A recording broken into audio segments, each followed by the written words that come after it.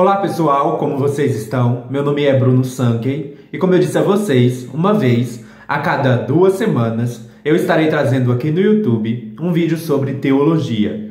Neste vídeo nós estaremos estudando sobre se a causa do universo, considerando os argumentos cosmológicos a favor da existência de Deus, se essa causa do universo é Deus ou não, né? Eu já peço a você que deixe o seu like no vídeo, se inscreva no canal caso você não seja inscrito e ative o sininho a fim de receber novas notificações. Os argumentos cosmológicos a favor da existência de Deus, eles têm vários tipos. Mas, em geral, eles concordam em trazer a ideia de que a causa do universo ou a causa de toda a realidade seria Deus. Existem diferentes formulações. Algumas formulações do argumento cosmológico dependem da ideia de que o universo começou a existir, como é o caso do Craig.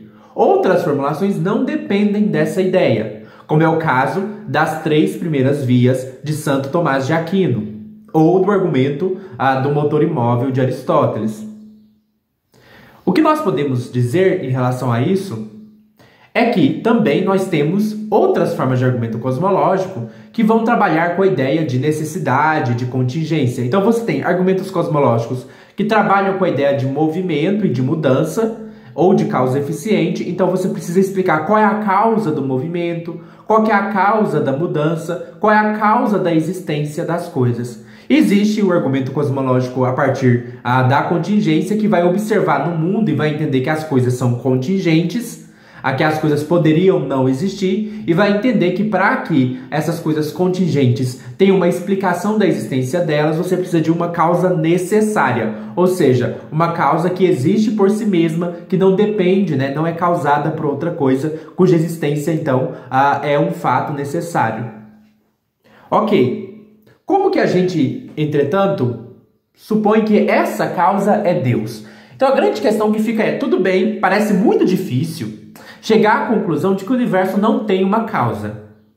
Isso é uma possibilidade de alguém que queira argumentar que o universo não tem uma causa, ou de que as coisas que existem não têm uma causa primeira, ou uma causa necessária, ou uma causa final, que explique o movimento de todas as coisas. Então, assim, parece que é muito difícil negar essa parte do argumento, de que o universo tem uma causa. Algumas pessoas vão tentar negar, na verdade, a parte do argumento cosmológico, ou dos argumentos cosmológicos, de que essa causa seja Deus. Mas primeiro vamos entender como que a gente chega em Deus, Como que a gente faz esse caminho de dizer, essa causa é Deus.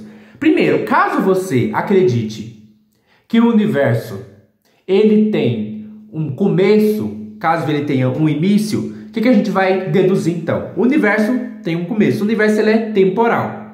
Se o universo tem um começo, aquilo que deu início ao universo não pode ser temporal. Logo, ele é atemporal. Ele existe fora do tempo.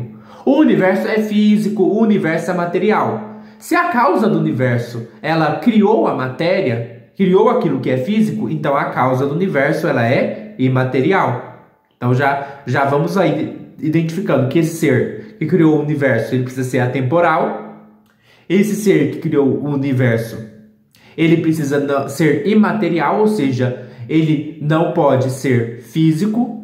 E esse ser que criou o universo, ele precisa ser pessoal. Por que ele precisaria ser pessoal nesse argumento? Porque o universo começou a existir em um dado momento. Entretanto, toda causa, ela imediatamente produz o seu efeito. Se eu ligo um fogo, ele imediatamente aquece a água. O fogo não escolhe. Ele não faz assim, eu tô aqui, ligado, mas uma hora eu vou decidir aquecer a água. Não, o fogo imediatamente aquece a água. Se Deus é uma causa temporal que sempre existe, ou melhor, se a causa do universo sempre existe de maneira temporal, então era para o universo existir eternamente. Mas o universo não existe eternamente, logo a gente tem que concluir que a causa do universo precisa ser uma causa que escolhe, que tem vontade, que é capaz de decidir quando criar e quando não criar. Senão o universo existiria eternamente, já que toda causa natural assim produz imediatamente o seu efeito. Agora, uma causa que tem vontade, ela pode decidir quando começar a criar. Esse tipo de raciocínio é problemático, porque já vemos que aqui tem uma espécie de incongruência porque a gente acabou de dizer, essa causa é atemporal, mas ao mesmo tempo a gente está dizendo que essa causa tem uma vontade capaz de escolher quando criar. Mas uma causa que é capaz de escolher quando criar, ela já precisaria ser temporal.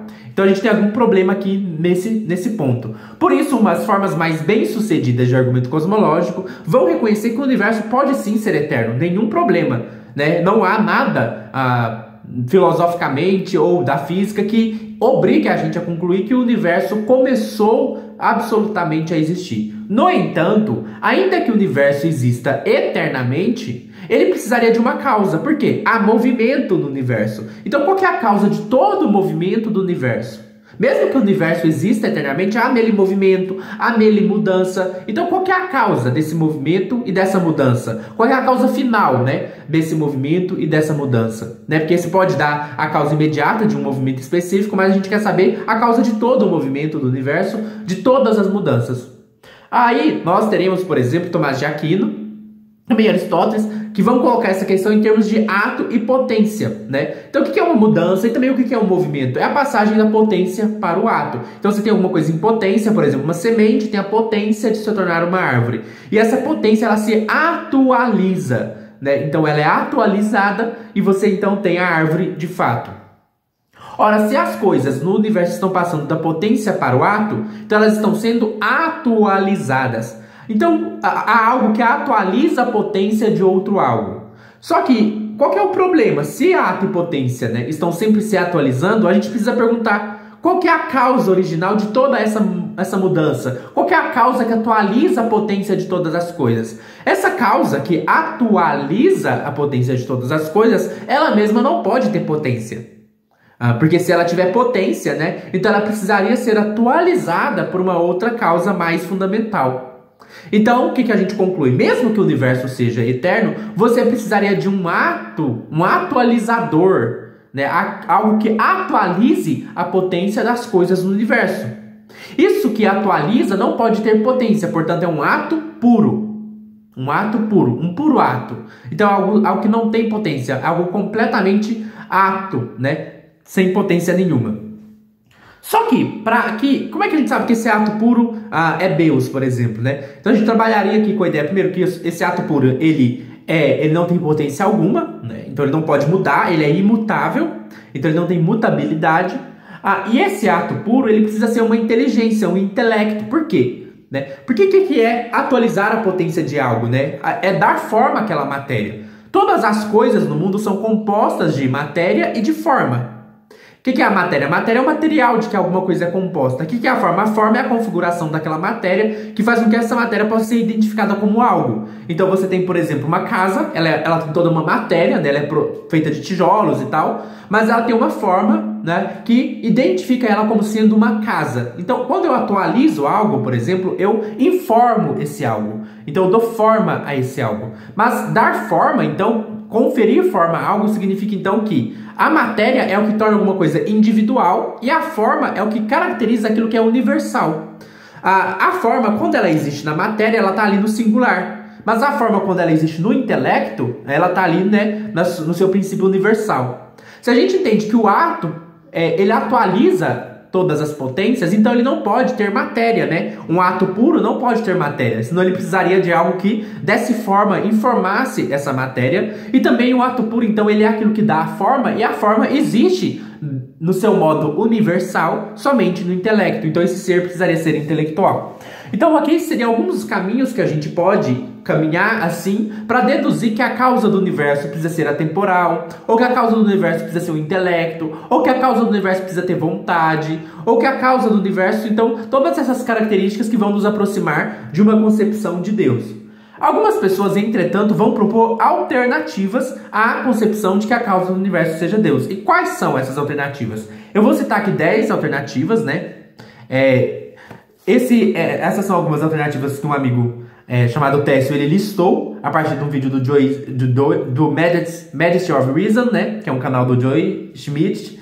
E eu não sei, um vídeo específico, então eu vou colocar só o link do canal nas referências quando for sobre esse assunto. Mas eu vou colocar aqui 10 alternativas. Na verdade, quando o Joy coloca essas alternativas, ele está falando de alternativas a um motor imóvel, né? Mas a gente pode entender aqui como alternativas para uma causa do universo. Outra questão também, né? A causa do universo, vamos considerar que tanto essa questão de uma causa do movimento, causa da mudança, causa da existência, mas também de causa do fato de que o universo é contingente, de que ele precisaria de uma causa necessária, né, que explicasse. Então, assim, há uma causa do universo. Mas qual ela é? Ela é Deus. A gente viu várias razões para pensar que é Deus, né? Mas existem algumas pessoas que vão propor outras alternativas. Por exemplo, vou citar 10 alternativas brevemente. Primeiro, alguns propõem que a causa do universo é uma coleção de endurance simples meteorológicos. O que isso quer dizer? Alguns propõem que a causa do universo seja uma coleção de partículas simples. O que é uma partícula simples? É uma partícula que não é composta por partes. Então, por exemplo, eu pego um átomo, ele é composto por partes, partículas subatômicas. Então eu posso ir reduzindo até chegar numa partícula mínima que não é divisível, né? Que ela é, então, portanto, simples, ela não é complexa, ela não é composta por partes. Então talvez a causa fundamental do universo seja uma coleção de partículas simples.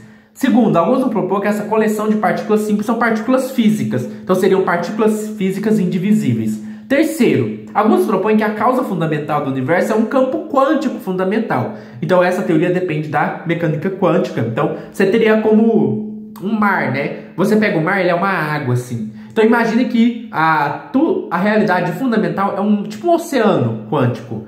E aí, o que são as coisas? São vibrações. Quando você pega, por exemplo, você está num rio, você pega uma pedra e taca, né? O que faz? Faz ondinhas, né? Na água. Então a gente pode começar a pensar que a realidade fundamental é um campo quântico, tipo um mar, um oceano, e as coisas elas existem a partir de vibrações nesse campo quântico. E aí a gente tem, por exemplo, a quarta alternativa, que é o chamado monismo de função de onda, né? Então a gente está pensando aqui que, na verdade, a realidade fundamental são as ondas quânticas, né? Seria uma alternativa. Quinto, alguns vão propor que a totalidade do universo é necessária. Então, assim, talvez seja verdade que as partes do universo sejam contingentes. Talvez seja verdade que as partes do universo precisem de uma causa. Mas o universo inteiro, talvez não. Talvez o universo inteiro, a totalidade do universo seja necessária. Tem um princípio, por exemplo, na Gestalt, que fala o todo é maior do que a soma das partes. Então, assim, pode ser que as partes do universo sejam contingentes, pode ser que as partes do universo precisem de uma causa, pode ser que as partes do universo tenham potência, pode ser que as partes, mas pode ser que o universo como um todo, enquanto totalidade, não tenha quer dizer, não seja contingente. Talvez o universo como um todo não tenha potência, ou talvez o universo como um todo seja necessário. Então, assim, a ideia aqui é de que talvez, embora as partes do universo precisem de uma causa, o universo como um todo não precisa. Sexta alternativa.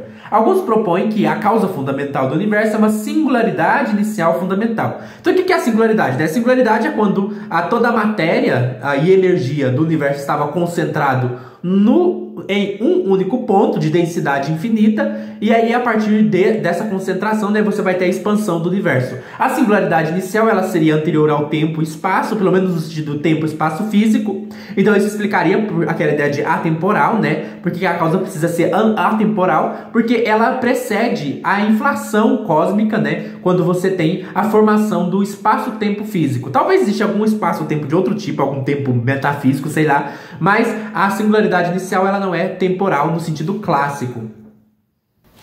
Outra alternativa, a sétima alternativa, é chamada de monismo neutro. O que o monismo neutro propõe? Que existe uma substância fundamental que é neutra, ela não é nem física nem mental, mas dessa substância fundamental emerge, ou dessa substância fundamental você vai ter, a partir dela, propriedades mentais e propriedades físicas. Então talvez o universo físico ele seja emergente, ou seja uma propriedade de uma substância mais fundamental que é neutra, que não é física e que também não é mental. E essa substância neutra seria a realidade, a causa fundamental do universo.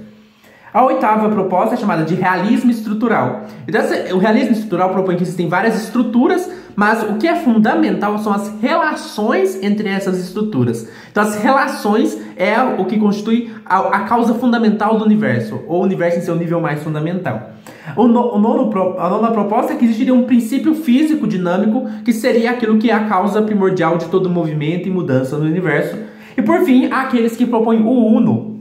Aqui o uno é do neoplatonismo, né? Quem conhece o neoplatonismo sabe que no neoplatonismo você tem o uno, né? Que ele é completamente uma unidade, está para além do intelecto, está para além do pensamento, está para além do próprio ser. E o uno, né? Que não é múltiplo, é completamente uno, ele se expande, digamos assim, E essa expansão do uno, ou seja, expande não no sentido físico, né? Mas esse uno, a parte dele emana todas as coisas. E todas as coisas, em certo sentido, voltam, convergem ao uno porque elas participam no uno. Então, na verdade, é como se você tivesse o uno como a origem de todas as coisas, como a causa de todas as coisas, a causa primordial de todas as coisas, mas uma causa eterna, né? Da qual as coisas emanam eternamente, das quais as coisas não deixam de participar nesse uno e de alguma forma de serem o próprio uno. Só que o problema, né, é que o uno é Deus.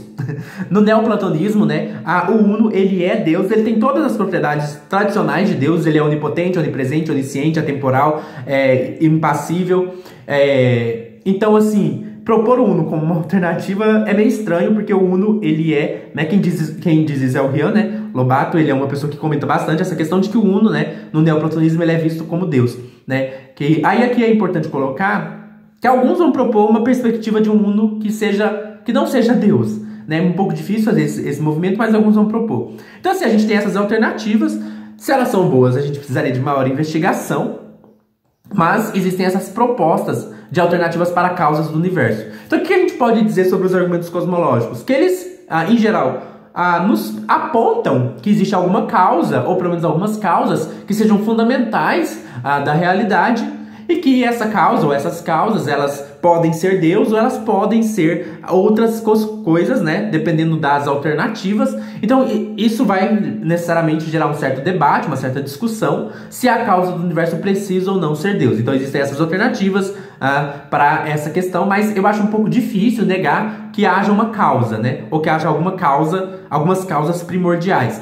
O que a gente conclui há causas fundamentais ou há uma causa fundamental do universo. Talvez essa causa seja Deus, ou talvez essa causa seja uma coleção simples meteorológica, ou seja uma coleção de simples físicos, ou seja um campo quântico fundamental, ou seja uma função de onda, ou seja a totalidade do próprio universo, ou seja a singularidade inicial, ou seja um monismo neutro, né, a substância neutra, ou seja a realidade das estruturas, as relações fundamentais das estruturas, ou um princípio físico dinâmico, ou o uno neoplatônico. Eu espero que vocês tenham gostado deste vídeo e até mais.